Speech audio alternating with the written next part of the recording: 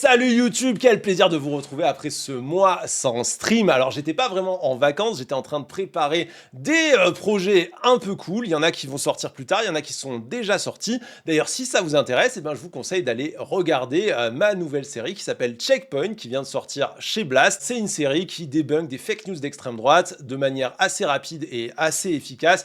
J'espère que ça vous plaira et si jamais c'est le cas, évidemment n'hésitez pas à laisser un petit commentaire, ça fait toujours plaisir. Lundi 8 septembre, François Bayrou, qui était Premier ministre depuis le 13 décembre 2024, a soumis son plan budgétaire, un plan très austère, à un vote de confiance devant l'Assemblée nationale. On le sait tous, ça s'est plutôt très mal passé. Tous les députés des forces d'opposition ont évidemment voté contre et du coup Bayrou a dû démissionner et son gouvernement a été renversé. Mais est-ce vraiment le cas ? Bayrou a-t-il été vraiment renversé ou est-ce que c'est un petit peu plus compliqué que ça ? Parce qu'en fait, dans cette histoire, l'important, est-ce que c'est pas que Bayrou, au final, il a choisi de faire voter la confiance ? En réalité, François Bayrou, personne l'a obligé à faire ça. C'est sa petite idée à lui, à 100%. Il aurait pu, par exemple, faire la technique qu'avait fait Elisabeth Borne. Je vous rappelle qu'Elisabeth Borne, quand elle a été nommée première ministre et qu'elle a dû faire sa déclaration de politique générale devant les députés, on était en 2022, elle a senti qu'elle n'avait pas la majorité à l'Assemblée nationale. Elle a dit « Allez vous faire foutre, j'engage pas la responsabilité de mon gouvernement, comme ça il n'y a plus de risque qu'on me foute dehors ». On est d'accord que démocratiquement, c'est pas ouf, mais d'un point de vue carriériste, c'est pas mal. Ça permet de rester en poste et on va pas se mentir, être Premier ministre, c'est plutôt un bon poste. Et Bayrou, au final, rien, absolument rien, ne l'empêchait de faire exactement la même chose qu'Elisabeth Borne. Il avait vraiment aucune putain d'obligation de soumettre son plan budgétaire à un vote de confiance devant l'Assemblée nationale. Un vote qu'il était sûr, je le rappelle, de perdre à 100%, puisque le bloc de la coalition présidentielle, donc les députés censés soutenir le gouvernement actuel, ils étaient juste pas assez nombreux, ils ont actuellement pas les voix pour remporter un vote quel qu'il soit. Donc Bayrou, quand il a choisi de faire voter la confiance, en fait, il était certain de se faire virer. Il était sûr de perdre. Le politicien d'extrême droite Éric Ciotti, que nous détestons toutes et tous ici, a d'ailleurs ironisé sur ça avant le vote de confiance en déclarant à propos de Bayrou « Pour la première fois sous la Ve République, l'Assemblée nationale est appelée à valider une lettre de démission. » Et donc la question se pose, pourquoi ? Qu'est-ce qu'on a à gagner quand on est François Bayrou à perdre un poste de Premier ministre ? Ce qui a gagné selon moi, c'est ce qu'on appelle du capital symbolique. Alors, le terme capital symbolique, je sais bien que c'est un terme un peu étrange, presque un gros mot. C'est un terme qu'on doit à un célèbre sociologue, monsieur Pierre Bourdieu, mais en fait, c'est pas un concept qui est si compliqué à comprendre. En gros, le capital symbolique, ça désigne un espèce de pouvoir qui serait lié à l'image et à la légitimité. C'est ce qui fait, par exemple, qu'on va regarder une personne, un politicien au hasard, et qu'on va le croire, le respecter, lui faire confiance, et dans certains cas, tout simplement qu'on va voter pour cette personne. Si on doit comparer le capital symbolique à quelque chose, je pense qu'un bon exemple, ce serait d'imaginer un espèce de système de points de réputation dans un jeu vidéo.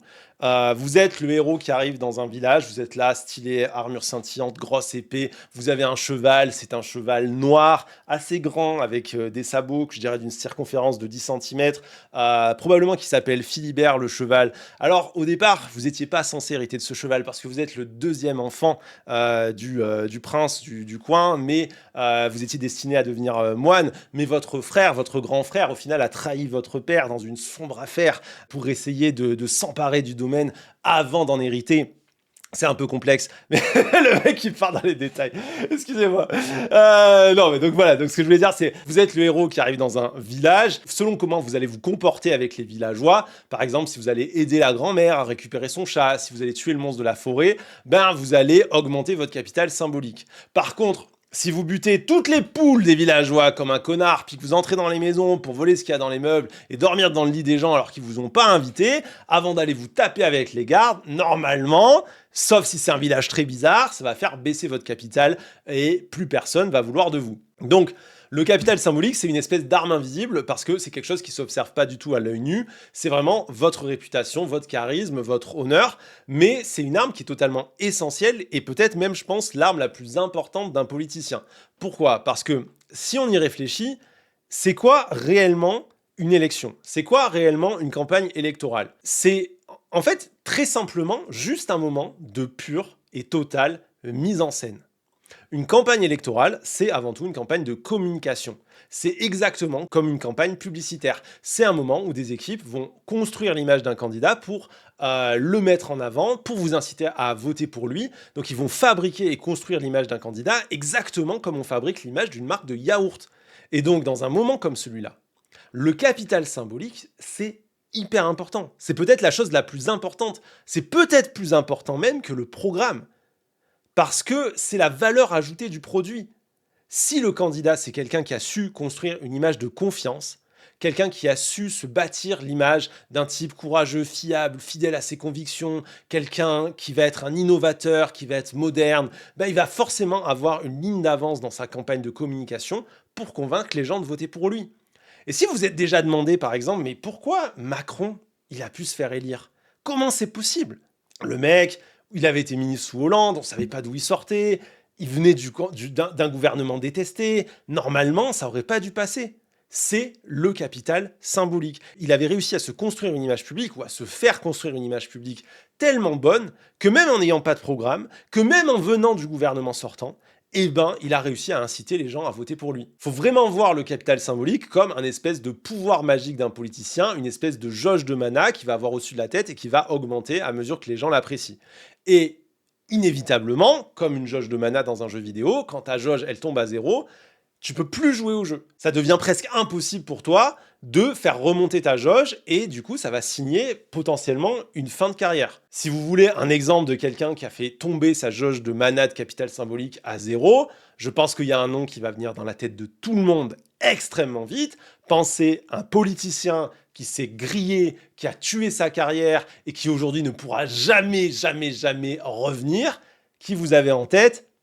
Valls. On est tous et tous d'accord, Valls à 100%. Un mec comme Manuel Valls, par exemple, il a plus de capital symbolique. Son image, c'est celle d'un traître, c'est celle d'un menteur, c'est celle d'un arriviste. Les gens le détestent.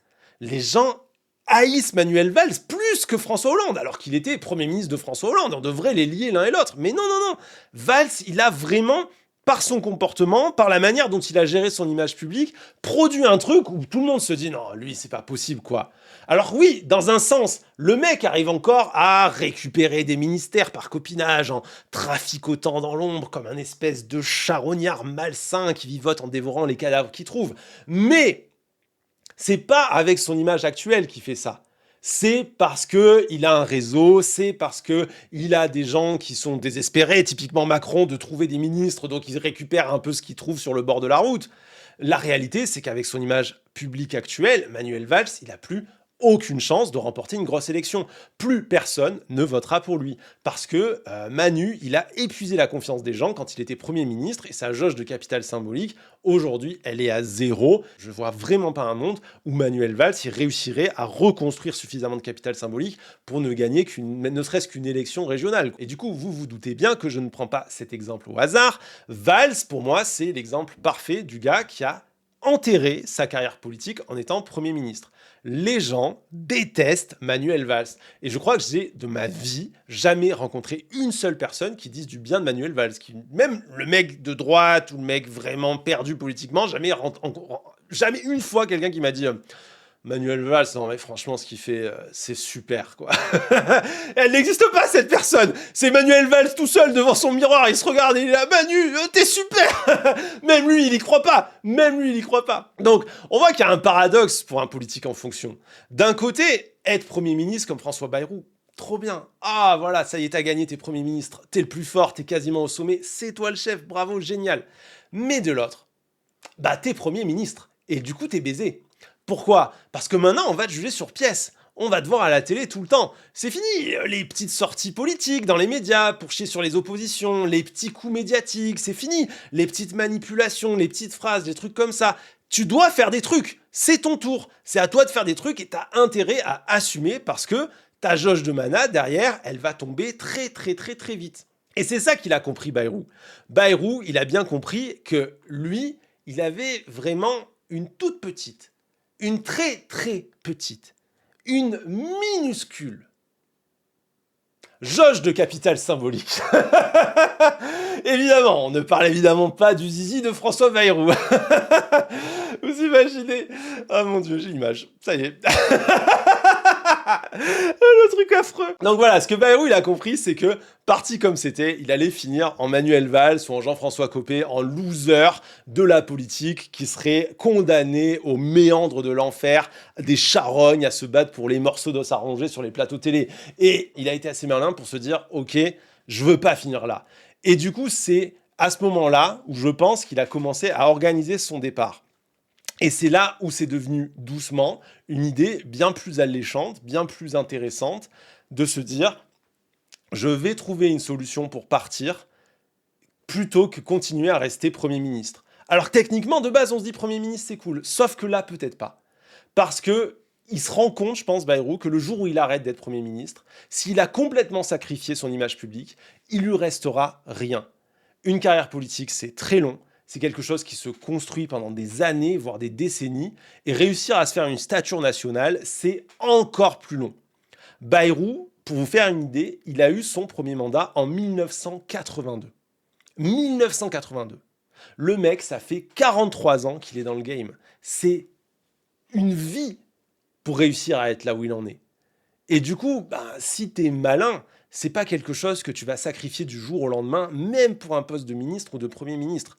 Tu sais très bien que, au final, t'as plus à gagner parfois à partir qu'à rester. C'est là où je pense que Bayrou, il a commencé à construire une stratégie qui a donné lieu aux semaines qu'on a connues ces derniers temps. Donc Bayrou, un jour, il s'est assis à son bureau et il a réfléchi très très fort. Et il a fait un plan. Un plan pour se sortir de sa place de Premier ministre, non seulement sans vider sa jauge de mana, mais peut-être, et c'était là le plus ambitieux, en la re-remplissant. Et ça, quand t'es François Bayrou, c'est vraiment pas facile à faire. Parce que Bayrou, son image, elle est assez compliquée. Déjà parce que pendant des années, son image, c'était ça. François Bayrou, tu n'es pas de notre galaxie, mais du fond de la nuit. François Bayrou. Une planète entièrement peuplée de François Bayrou. Demain, il ne fera ni chaud ni froid, et bonne fête à tous les François, comme tous les jours. Une planète où aucune décision n'a jamais été prise. Non, mais après vous. Non, allez-y. Mais non, c'est après vous. Faites, je vous en prie. Une planète où des gens peuvent rester bloqués 150 ans au pied d'un escalator. Choisissez, vous. Allez-y, vous. Non, vous. Bon, pile ou face. Bon, alors... Une planète où les matchs de foot n'ont jamais commencé. Et bien évidemment, une planète sans président. Ben oui, il y en a jamais un qui a réussi à faire plus de 4%. Planète Bayrou, une planète où même le sol est mou. Oups, ce... Alors vous avez peut-être pas connu cette époque et tout, l'époque des Guignols, mais Bayrou, il y était souvent. Et à l'époque, il était vraiment connu avec cette réputation de loser bené mou et complètement fade. Ça a jamais été Bayrou, un mec qui déchaîne les foules. Ses deux plus grands moments médiatiques, ça a été un, de gifler un gamin à la télévision, et deux, je pense que c'est un des moments les plus récents, mais qui va le poursuivre toute sa carrière, ce grand moment de cringe légendaire qu'il nous a offert il y a quelques temps. Pour là, une autre station de recharge de véhicules électriques de Burger King. Burger King. Très bien, merci. On va pas se mentir, quand t'es François Bayrou, tu pars de loin. Et t'es vraiment dans la merde pour récupérer ne serait-ce qu'un petit millième de dignité. Mais voilà, il a une idée, Bayrou, et il va la tenter. Et force est de constater que, à mon sens, ça a plutôt pas mal marché. Dans un article de 2015, le politologue Olivier Turbide explique que pour se construire une image publique, un politicien doit, je cite, se montrer comme celui qui incarne le mieux la représentation idéale du politicien qu'il devine présente chez son public, tout en revendiquant une position distinctive dans le champ politique, suivant une logique de positionnement face à ses principaux concurrents. C'est compliqué, mais en fait, il y a deux trucs à comprendre, qui sont que 1. Si tu es un politicien et que tu veux te construire une image publique, il faut que tu comprennes qui est ton public et ce qu'il veut. 2. Tu dois te distinguer des autres en montrant que toi, tu es différent. C'est tout. C'est les deux trucs à faire. 1. Comprendre qui est ton public et ce qu'il veut d'un politicien. 2. Te distinguer des autres en montrant que tu es différent. Et ça va être exactement, mais genre vraiment à la lettre, la stratégie de Bayrou. 1. Il va concentrer l'attention médiatique sur un sujet qui intéresse son électorat de droite, la dette. Donc il va construire un discours politique hyper anxiogène sur les déficits publics, présenter l'urgence d'un plan d'action très brutal, un plan avec des coupes budgétaires à tout va, on supprime des jours fériés, c'est hardcore. Et vraiment, dans le discours, Bayrou, il va super loin. C'est vraiment le truc qu'il faut absolument faire maintenant. La situation est catastrophique. C'est la fin du monde s'il ne le fait pas. Il va dire des trucs, par exemple, je cite, un danger immédiat pèse sur nous, auquel nous devons faire face, non pas demain ou après-demain, mais aujourd'hui même, sans retard d'aucune sorte, sans quoi l'avenir nous sera interdit et le présent durement et lourdement aggravé. T'entends ça, tu te dis, mon Dieu, mais on va tous crever. Sauf qu'évidemment, c'est juste un coup politique, il n'y a pas d'urgence. Les chiffres et les calculs soutenus par Bayrou, ils sont très flous, voire faux, et la menace, elle est même complètement exagérée. Alors je vais pas faire tout le débat sur la dette, mais on va quand même revenir sur 2-3 points. Par exemple, l'hypothèse d'une intervention du FMI qu'il a avancée, qui a été ensuite soutenue par une partie du gouvernement, elle est complètement absurde. L'État français, c'est un État qui est très solide, il a un taux d'emprunt qui reste dans la moyenne européenne, c'est un pays soutenu par la BCE et globalement, son endettement n'a rien de catastrophique. Je vais citer l'économique Éric Baird qui expliquait dans un article de l'UMA sorti fin août que la situation n'a rien, mais rien d'affolant.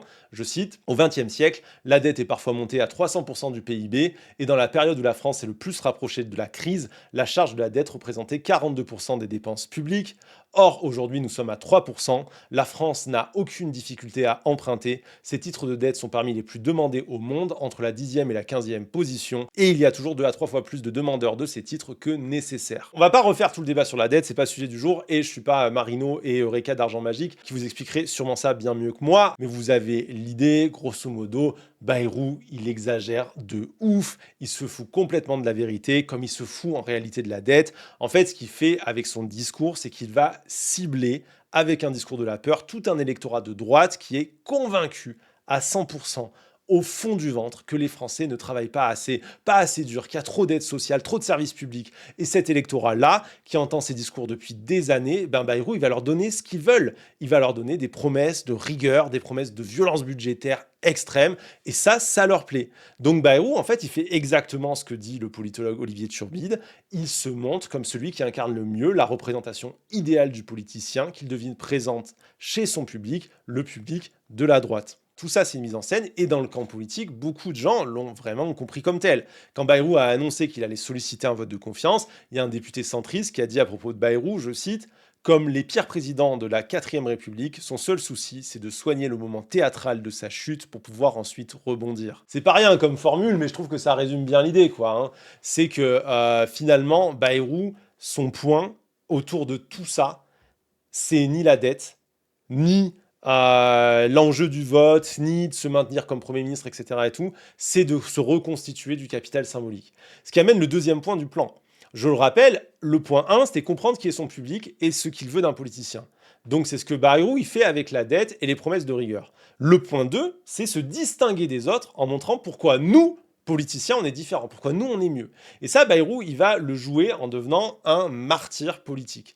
En gros, comme il sait qu'il va forcément perdre le vote de confiance, il va s'en servir. Il va jouer de sa défaite annoncée dans les médias pour commencer à se créer un personnage de mec courageux qui ose dire ce que personne n'ose dire et qui est prêt à tomber face au danger de la dette. Par exemple, sur RTL, il va expliquer dans une interview que oui, il sait qu'il y a un risque qu'il perde sa place de Premier ministre, mais que, je cite, « le risque suprême, c'est de ne rien faire ». Et ça, en fait, c'est assez brillant. Perso, je déteste Bayrou, mais je trouve que c'est un super coup politique. Parce que ce que Bayrou il fait en disant ça, c'est un piège pour les médias dans lequel ils vont tous tomber. Tous les éditorialistes de droite, tous les journalistes de droite qui parlent H24 de la France comme un pays d'assistés, ils vont pas pouvoir se dédire et aller contre Bayrou sur le fond. Donc dans presque chaque interview, ils vont devoir lui concéder « Ah oui, monsieur le Premier ministre, vous avez raison sur la dette, mais... » Le seul truc sur lequel ils peuvent l'attaquer, ça va être la manière. Est-ce bien le moment? Vous n'avez pas de majorité, est-ce que vous avez raison de le faire comme ça? Et là, Bayrou, c'est Seto Kaiba, il abat sa carte piège. Nous n'avons pas le choix, nous avons le couteau sous la gorge, s'il n'en reste qu'un, je serai celui-là et j'irai tomber sous les balles de l'Assemblée pour sauver la France. Quand je dis ça, c'est pas une citation, hein, mais c'est quasiment ce que sous-entend Bayrou. J'exagère à peine, je veux dire, le mec quand même face à l'Assemblée nationale, Bayrou, il est quand même allé dire à propos du vote, je cite, « ce sera dans les livres d'histoire ». Il est allé dire, le type, il se sent tellement... En tout cas, dans son discours investi d'une mission biblique, ce sera dans le livre d'histoire. Il se crée une stature en faisant ça. Et évidemment, nous, si on a une sensibilité un petit peu à gauche, on va pas se faire avoir. Ça va pas nous toucher, tout ce mélo. On sait que la vérité, c'est que Bayrou, c'est un type incroyablement impopulaire, au service d'un président incroyablement impopulaire, un président qui refuse de reconnaître le résultat des élections législatives et qui a embourbé le pays dans une paralysie politique totale. Mais pour les gens de droite, Bayrou, là, il est stylé. Là, c'est le mec cool pour les gens de droite. Il a du courage, il a de l'audace, il va se distinguer des autres en osant se sacrifier pour servir le pays. Et ça, ils aiment à droite qu'on se sacrifie pour servir le pays. Ça, ils adorent, hein. Et du coup, son aura, elle monte. Son aura, elle devient presque maximale. Mais en plus, là où c'est très, très, très, très fort, c'est qu'en faisant ça, il est sûr de gagner quoi qu'il arrive. Je cite un proche de Bayrou, interrogé par le Figaro, qui disait « Bayrou joue sur 2 tableaux, il se dit si ça passe, je suis un héros, si ça casse, je suis un héros. » C'est pas con. En fait, si le vote était passé, Bayrou, c'était le gars qui avait surmonté la division politique du pays en imposant son budget. Incroyable. Il avait gagné. Mais quand c'est pas passé, il est juste devenu, pour son électorat, le gars qui s'est sacrifié pour la France, qui a mis de côté son ambition politique pour préserver le pays. Ça, en termes d'image, c'est énorme, c'est très positif. Bayrou, d'un coup, c'est plus un Premier ministre minable et impopulaire qui balbutie à la tribune en mélangeant ses notes.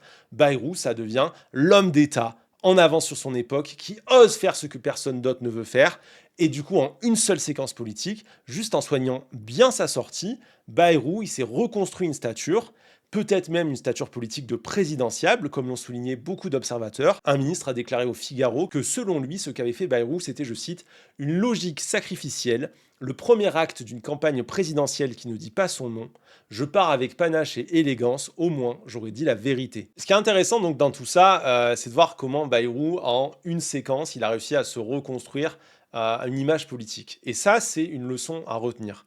N'oubliez jamais que la politique, pour vous, c'est peut-être un combat. Si vous allez en manif, c'est peut-être une souffrance quand vous subissez les choix politiques faits par d'autres, des choix qui vont impacter votre vie. Ça peut être aussi, la politique, une joie, hein, quand vous pensez que vos convictions vont être représentées après l'élection d'un candidat que vous soutenez, quand des mesures sont prises qui vont peut-être changer votre vie et vous donner accès à des droits auxquels vous n'aviez pas accès. Mais il ne faut pas oublier que pour ces gens-là, pour les politiciens, la politique, c'est avant tout une carrière. C'est une carrière où leur ressource principale, c'est leur image. C'est l'impression qu'ils laissent dans notre imaginaire, et notre imaginaire, il est malheureusement très très malléable face aux médias, face à des discours publics. Et la séquence Bayrou, elle est importante pour ça. Parce que Bayrou, en un coup bien mené, il aura réussi non seulement à se construire une stature pour son électorat, qui, nous, ne nous touche pas, mais qui, je pense, a touché une partie des personnes qui votent à droite, mais en plus, il aura réussi à faire complètement oublier qu'il est mouillé jusqu'au cou dans une affaire de violence, d'agression sexuelle et de viol sur mineurs, la fameuse affaire Betaram, qui dénombre à l'heure actuelle 212 victimes. Je sais pas si vous vous rendez compte à quel point c'est grave. Bayrou, il est parti la tête haute, viré sur une question budgétaire. Il n'est pas parti couvert de honte, foutu dehors, comme ça aurait dû, pour avoir été le dissimulateur de crimes commis sur des enfants pendant près de 30 ans. Alors bien sûr que Betaram, ça aura des suites, bien sûr que Bayrou, il devra certainement en rendre des comptes, mais ça va prendre énormément de temps, ce sera forcément compliqué, et Bayrou, à ce moment-là, il sera plus autant au centre de l'attention qu'au moment actuel où il est Premier ministre. Et il aura donc beaucoup moins besoin de se justifier, et finalement, ça va beaucoup moins impacter son image publique. Il y aura d'autres actualités qui occuperont l'espace médiatique à ce moment-là, et on ne pensera plus à Bayrou. Et pour finir, malheureusement, sur la question budgétaire, sur la question politique, Bayrou s'en va, mais ses propositions économiques ultra-violentes, elles seront portées demain par d'autres, notamment par Sébastien Lecornu, le nouveau PNJ de droite qui est venu le remplacer au poste de Premier ministre. Voilà, si je voulais parler de tout ça, c'est pas pour vous déprimer, évidemment, mais c'est juste pour appeler à une certaine vigilance face aux jeux politiques. J'ai vu beaucoup trop de gens célébrer le départ de Bayrou, je comprends. Vraiment, je suis très heureux de plus voir sa tête. Je serais très très très heureux de ne plus jamais avoir à supporter un discours interminable de Bayrou. Je ne sais pas si vous avez essayé de regarder son discours à l'Assemblée nationale lors de son départ, mais c'était vraiment infini. Ça ne s'arrêtait jamais. Ça durait si longtemps, j'avais envie de mourir.